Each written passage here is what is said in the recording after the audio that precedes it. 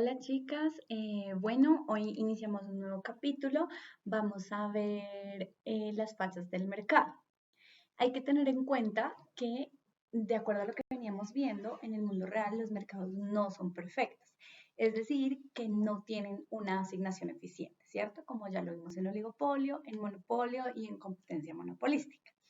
Y existen varias cosas que impiden que los mercados sean perfectos, por lo tanto, que se asignen esos recursos de manera óptima.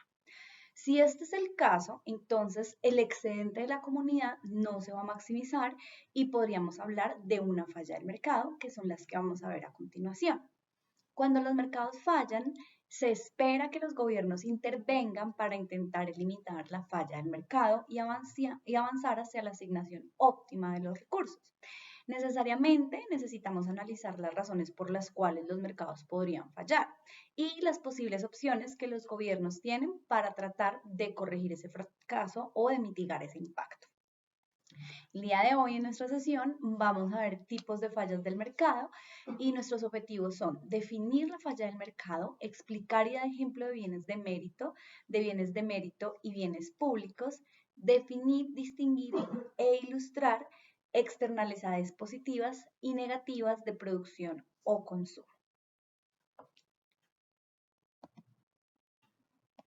Bueno, niñas, entonces vamos a empezar a hablar un poco de lo que es una falla de mercado y los tipos de falla de mercado que existen.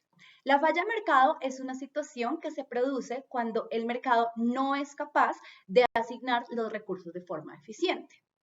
Y entonces existen diferentes fallas del mercado. La primera son la falta de bienes públicos. Los bienes públicos son bienes que no se proporcionan en absoluto en un mercado libre, porque son bienes que benefician a toda la sociedad. Entonces, la falta de bienes públicos en un mercado libre es lo que se considera una falla del mercado. Es decir, que los particulares no transen un bien público es lo que se considera una falla de mercado, que yo no pueda con un bien público transarlo en el mercado. Ejemplos de bienes públicos, la defensa nacional. Yo como particular no puedo pagar por la policía, no puedo pagar por el ejército, no puedo pagar por la Armada Nacional, ¿cierto? Y otro ejemplo, las carreteras nacionales. Yo como privado no puedo decir mañana voy a construir una carretera por acá, por el frente de mi casa, ¿sí?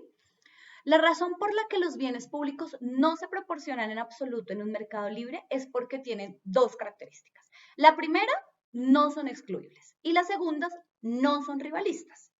Y eso hace que no tenga sentido que los particulares proporcionen los bienes ellos mismos. ¿Por qué? Si un bien no tiene ambas características, entonces no es un bien público. Si un bien es completamente no excluible y no rival, por ejemplo, la defensa nacional o las fuerzas militares, entonces se llama un bien público puro. Hablemos de qué es un bien no excluible. Un bien no excluible es cuando es imposible evitar que otras personas lo consuman una vez que sea proporcionado. Entonces, si un individuo hace una carretera para entrar a una finca, pero es una carretera donde pasan otras fincas, es decir, donde yo tengo que pasar por ahí para entrar a otra finca, entonces cuando esa carretera se haga, las otras personas que viven en el área obtendrán el beneficio, ¿cierto? Aunque no han pagado nada por la construcción de esa carretera. Esto se conoce como el problema del free rider. Obviamente, nadie va a pagar por una carretera de uso público con la esperanza de que alguien más lo haga, ¿cierto? O sea, yo no voy a pagar porque la calle del frente la construyen si yo sé que alguien más lo puede hacer.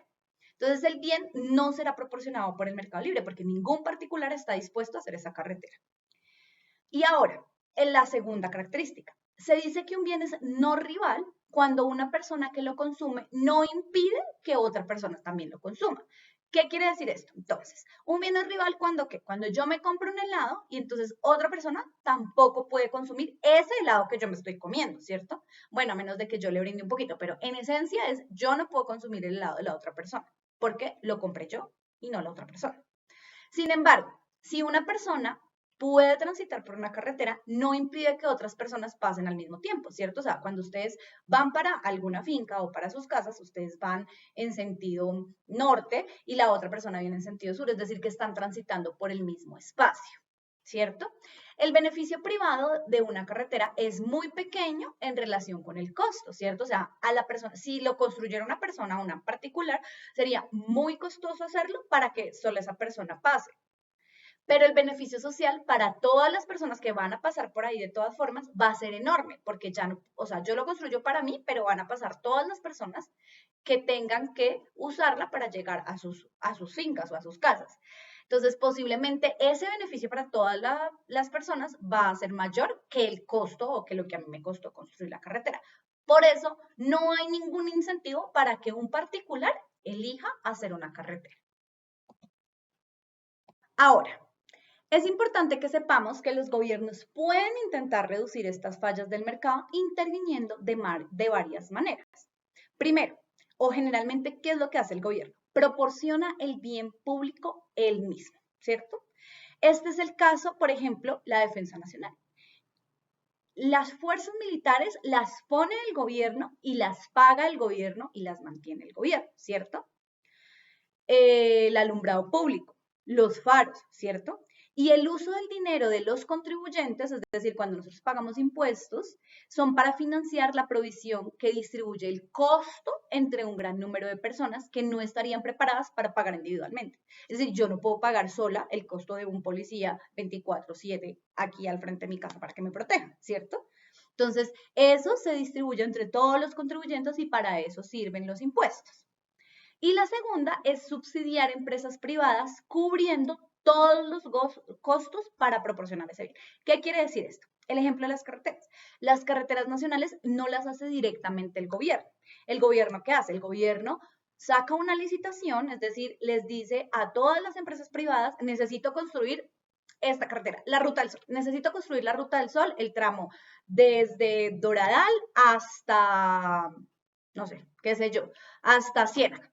Entonces, ese tramo que se necesita construir, ¿lo va a hacer el gobierno directamente? No, lo va a licitar para otra empresa privada que lo construya, pero es el gobierno el que le va a cubrir todos los costos. Es decir, esa empresa le va a decir, ah, bueno, listo, construir esa carretera cuesta 40.000 millones de pesos. Entonces el gobierno le dice, listo, sí señor, yo le pago a usted para que la haga, pero usted le proporciona el bien a todas esas personas que van a transitar por esa carretera.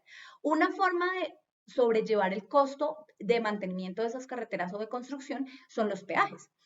Los contribuyentes, es decir, las personas que pasamos por la carretera, vamos a pagar esos peajes para poder transitar por esta carretera. Y eso hace que el costo se redistribuya entre todos los usuarios y así se bajen los costos y se pueda usar ese bien.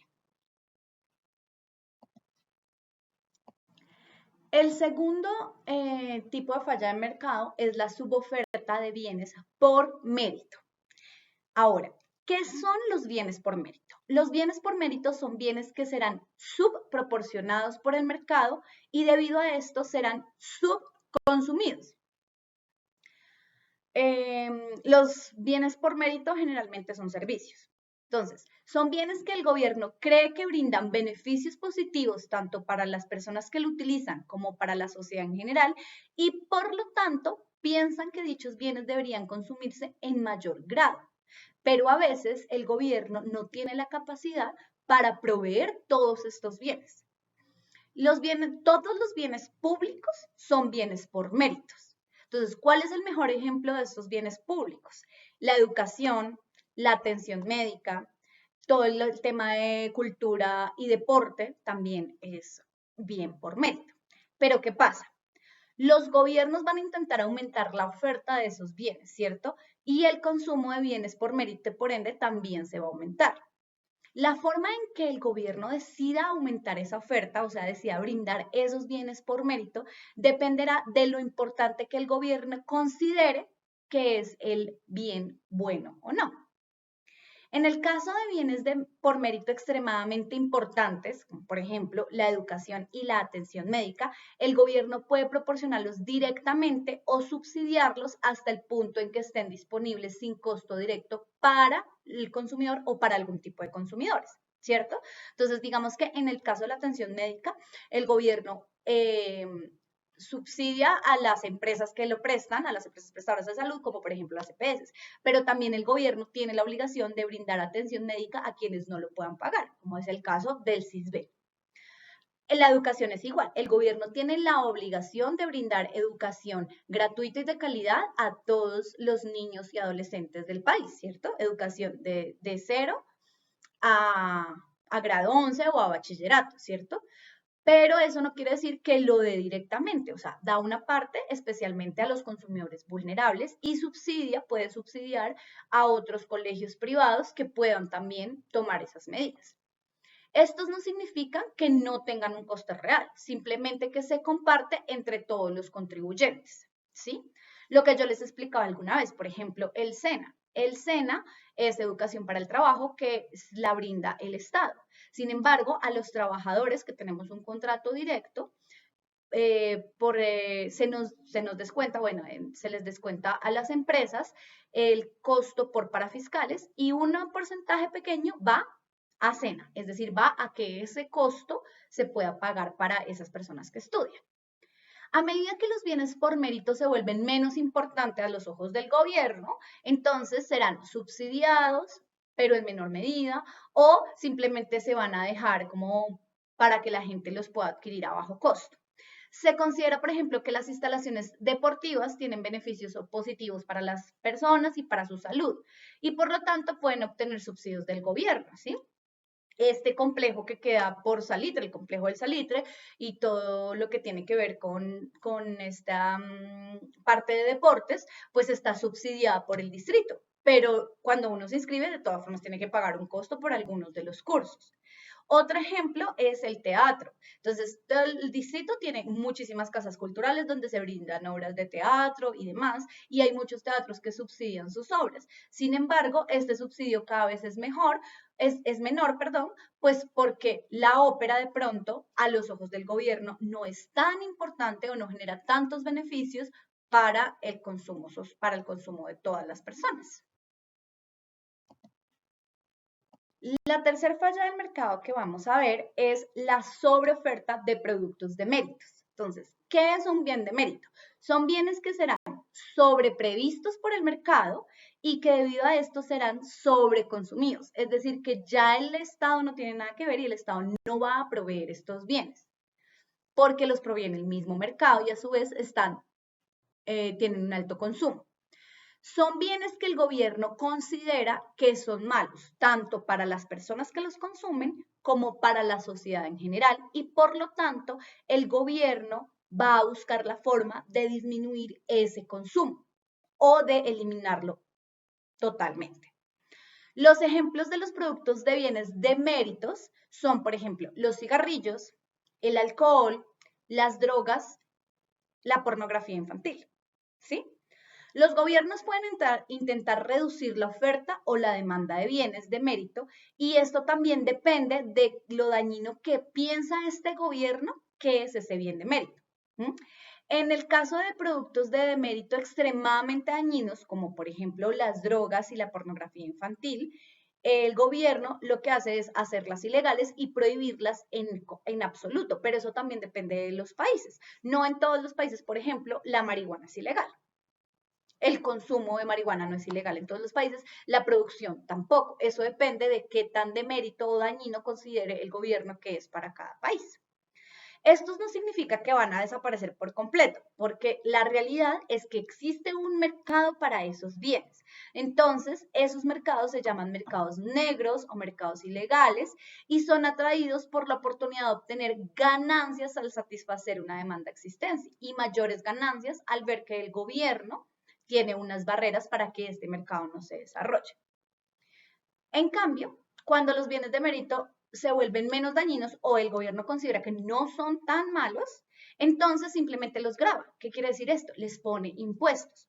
Los productos más nocivos, como por ejemplo los cigarrillos, tienen más impuestos que los productos ligeramente nocivos, como se podría considerar el alcohol o el licor. Bueno, chicas, ahora vamos a hablar un poco de la existencia de las externalidades. Partamos de qué es una externalidad.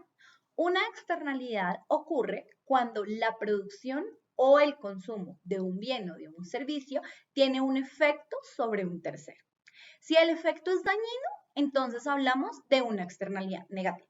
hay un costo externo que debe agregarse a los costos privados de ese productor o de ese consumidor para reflejar el costo total para la sociedad. En cambio, si el efecto es beneficioso, entonces hablamos de una externalidad positiva, es decir, que se le ha agregado un beneficio externo a los beneficios privados del productor o del consumidor. Ok, chicas, ahora vamos a revisar en la gráfica cómo se comportan esas externalidades. Partamos entonces del costo social marginal y el costo privado marginal. Son cualquier costo externo o beneficio que se genera en la producción. Si no hay externalidades en la producción, el costo social marginal y el costo privado marginal van a ser iguales. Ahora, el beneficio social marginal y el beneficio privado marginal son cualquier costo externo o beneficio en el consumo. Si no hay externalidades de consumo, entonces el beneficio social marginal y el beneficio privado marginal va a ser el mismo. Si no existen externalidades en un mercado, vamos a ver entonces en la gráfica dónde se cruza la oferta con la demanda, es decir, dónde se cruza el costo social marginal con el beneficio social marginal. En ese preciso cruce es donde nosotros vamos a poder ver la eficiencia social y por lo tanto el máximo excedente de la comunidad. ¿Por qué el máximo excedente de la comunidad? Notemos que el precio hacia arriba es el excedente del consumidor y del precio hacia abajo es el excedente del productor. Cuando esos dos triángulos se unen, entonces vamos a encontrar que ese será el excedente de la comunidad. ¿Ok?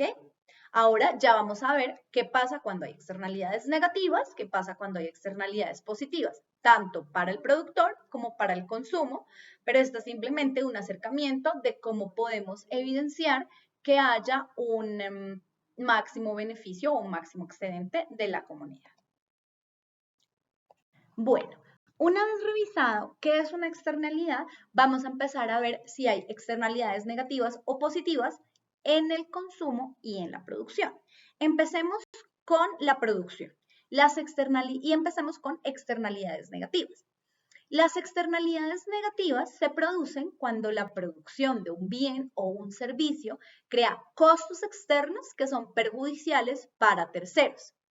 Estos se relacionan principalmente, pero no exclusivamente con problemas ambientales. Generalmente pasa, pero puede ocasionar otro tipo de daños.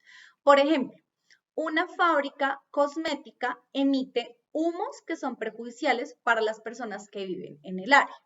Entonces, hay un costo para esa comunidad que es mayor que los costos de producción pagados por la empresa. Esto lo vamos a evidenciar en la figura que vemos en el diagrama que tenemos ahí. Entonces, la empresa tiene sus costos privados, ¿cierto? Sus costos privados marginales, pero luego, además de esos costos, si ven la primera línea de oferta, además de esos costos, ¿cierto? El costo social marginal de la producción es mayor que el costo privado marginal. Entonces, el costo social marginal va a estar por encima del costo privado marginal. ¿Sí? Y el costo marginal es igual al costo privado marginal más los costos externos. Eso es lo que nos está mostrando esa figura. Y ese espacio que hay es la externalidad negativa que se da. Entonces, como podemos ver ahí, los costos privados marginales de la empresa están por debajo del costo social marginal porque hay un costo adicional para la sociedad que se está causando por esa contaminación que se está creando, como por ejemplo, no sé, problemas respiratorios para las personas o problemas de polución, de contaminación en el aire. La empresa solo se va a preocupar por sus costos privados y que va a producir en el primer trimestre.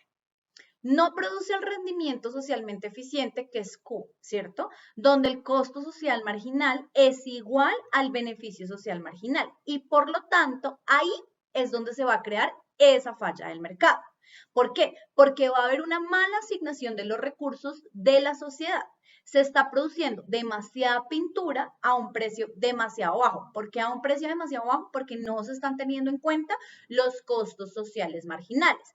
Y además hay una pérdida de bienestar para la sociedad debido a las unidades adicionales de Q1 a Q. ¿Por qué? Porque el costo social marginal es mayor que el beneficio social marginal para esas unidades. Lo que podemos ver ahí en ese triangulito azul que vemos en la gráfica.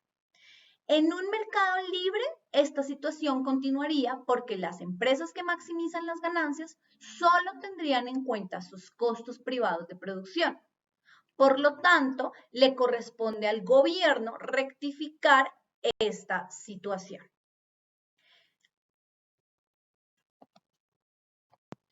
Ahora, ¿qué puede hacer el gobierno? El gobierno podría gravar a la empresa o ponerle un impuesto a la empresa para aumentar los costos privados de la empresa y desplazar la curva del costo privado marginal hacia arriba, hacia el punto de la eficiencia social, ¿sí? Si el impuesto es igual al costo externo de la producción, como lo veríamos en la gráfica anterior, entonces decimos que el gobierno ha internalizado la externalidad. Es decir, si mi curva de costo de privado marginal sube hasta mi curva de costo social marginal, entonces se internaliza esa externalidad. Pero si el impuesto no es igual al costo externo, se reducirá la carga del peso muerto, sí, pero no la va a eliminar, como podemos ver en este diagrama. Todavía hay una pérdida de bienestar, pero es menor que en el mercado libre sin intervención del gobierno. Aunque los impuestos son vistos como una forma de hacer que el contaminador pague, existen muchos problemas con esta solución. Primero, a menudo es difícil medir con precisión la contaminación creada y ponerle un valor, que puede ser recuperado por el impuesto, ¿cierto? Segundo, es difícil identificar qué empresas están contaminando y en qué medida cada empresa es responsable de la contaminación. Y tercero, se argumenta que los impuestos en realidad no detienen la contaminación. ¿Por qué? Pues porque las empresas van a preferir pagar ese impuesto antes que dejar de contaminar y producir esta serie de situaciones. Entonces, el gobierno también puede legislar y prohibir a las empresas contaminantes o va a registrar su salida de alguna manera, a restringir su salida de alguna manera. También puede aprobar leyes relacionadas con estándares ambientales medibles en las unidades de producción de la empresa. Y así las empresas tendrían que certificarse y cumplir con esos estándares para poder producir. Y esto haría que gasten dinero y así se aumenten sus costos privados y lleguen a disminuir esa externalidad o esa pérdida de bienestar. Un problema con esta solución es que una prohibición o restricción puede conducir a la pérdida de empleos y al no consumo de lo que se estaba produciendo, lo que puede haber sido un producto valioso. Además, el costo de establecer y luego controlar las normas puede también ser mayor que el costo de la contaminación. Otro punto que puede hacer el gobierno es emitir permisos de emisión negociables. ¿Qué quiere decir esto? Una solución basada en el mercado para las externalidades negativas de la producción. Los permisos de emisión negociables son emitidos por el gobierno y otorgan a las empresas la licencia para crear contaminación hasta un nivel establecido. Una vez que se emiten, las empresas pueden comprar, vender, intercambiar esos permisos en el mercado. Esto se conoce como un sistema de límite y comercio. El gobierno decide el nivel de contaminación que permitirá cada año y luego divide el total de contaminación en varios permisos de emisión negociables, cada uno de los cuales permite un cierto nivel de contaminación. Luego el gobierno asigna estos permisos a empresas individuales. Por lo tanto, cada empresa tiene una cuota de emisiones que puede producir. Esto pasa mucho, por ejemplo, en la exploración de petróleo, ¿sí? En la exploración de crudo, ¿sí? El gobierno les da unos permisos para que lo hagan en unos lugares establecidos. En este punto, el mercado ya se hace cargo.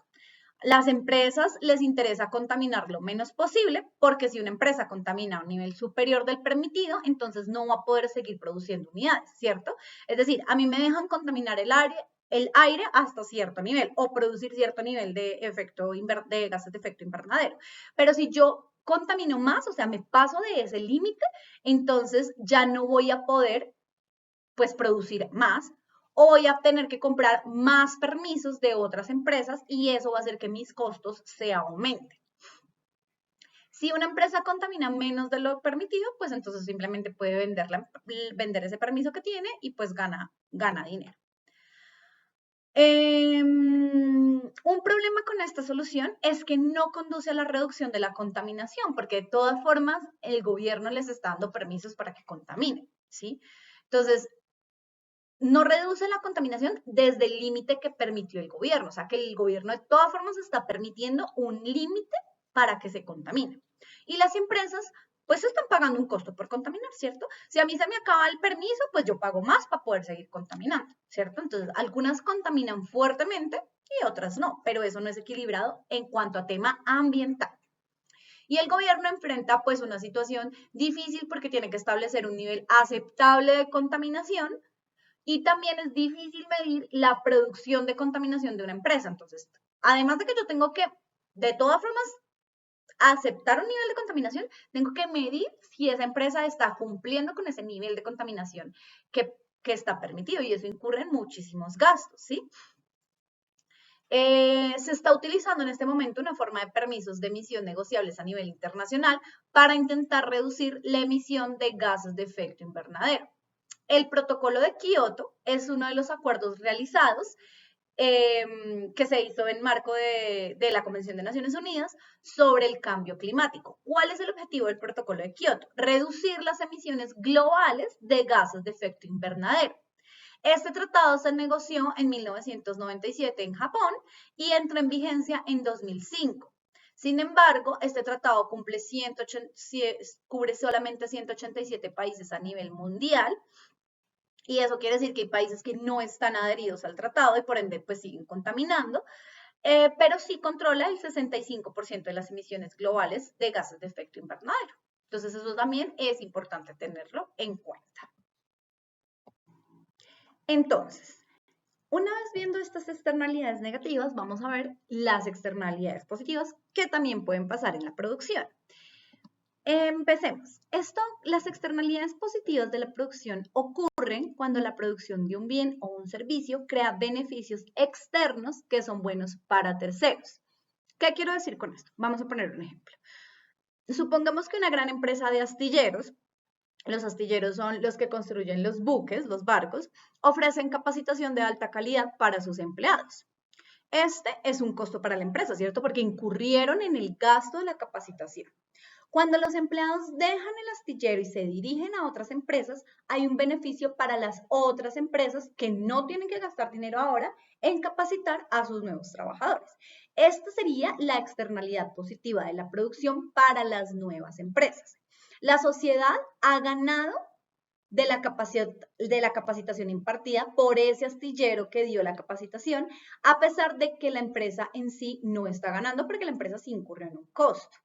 Entonces, el costo privado marginal de la empresa es mayor, ¿cierto? Porque la empresa fue la que invirtió, que el costo social marginal, como lo vemos en esta gráfica. Entonces, el astillero produce un nivel de producción Q1, que está por debajo del nivel socialmente eficiente Q. Entre Q1 y Q hay una ganancia potencial de bienestar mostrada por ese triangulito sombreado, ¿cierto? Si la producción pudiera incrementarse a Q, entonces se obtendría bienestar, porque para todas las unidades de Q1 a Q, el bienestar social marginal es mayor que el costo social marginal.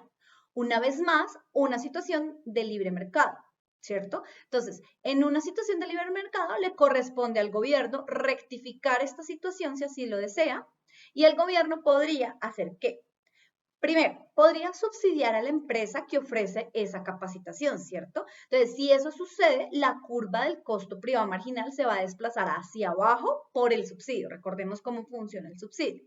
Y si se otorgara un subsidio completo, ¿cierto? Entonces, la curva privada marginal sería la misma que la curva social, que la de costo social marginal. Y se alcanzaría un punto socialmente eficiente A. Aquí hay dos problemas principales.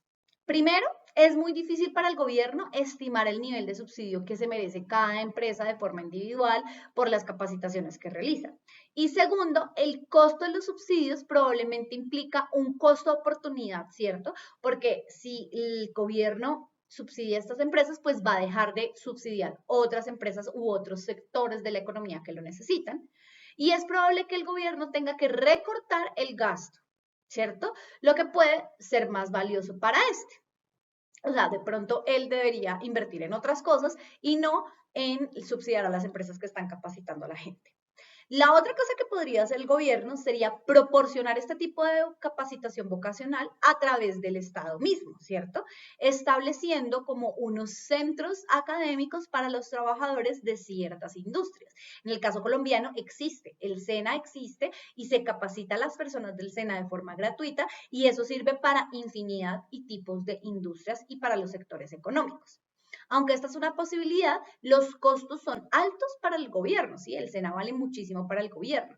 Y las capacitaciones pueden carecer de la experiencia que se encuentra en las empresas, porque puede que el gobierno esté capacitando a esas personas en la temática, en la habilidad, pero la experiencia es lo que le va a permitir a la persona en específicamente un producto, ¿sí? Esto podría disuadir a las empresas de ofrecer capacitación propia. O sea, si las empresas se dan cuenta que solamente el Estado se encarga de capacitar todo el tiempo, pues van a ser perezosas, por decirlo así, y van a dejar de capacitar. Independientemente de los costos o quién pague esos costos, las economías se benefician enormemente a través de la capacitación y la recapacitación de mano de obra. Y esto es algo que ocurre en todas las empresas. Generalmente las personas deben certificarse para ciertos tipos de trabajo. Por ejemplo, los que trabajan en todo lo que tiene que ver con corredores de bolsa, trader, bolsa de valores de Colombia y demás, deben estar con unos cursos certificados por la AMB, ¿cierto? Que es la agencia que vigila a esos corredores de bolsa. Y esos cursos ellos los tienen que hacer una sola vez. Si esos corredores entraron, ejemplo, a trabajar a la mesa de dinero de un banco, entonces ese banco les hace los exámenes y ellos pasan. Si ellos se cambian de banco o se cambian de empresa, ¿cierto? Se pasaron del banco A al banco B, a la mesa de dinero del banco B, entonces ya no tienen que volver a hacer esos exámenes. Entonces el banco B está ganando, ¿cierto? Porque y todos los bancos están ganando que esas personas ya presentaron esos exámenes que pagó el primer banco por la presentación de los mismos. Bueno, chicas, es todo por esta sesión. Por el día de hoy entonces terminamos con los tipos de fallas de mercado y con externalidades positivas y negativas para la producción.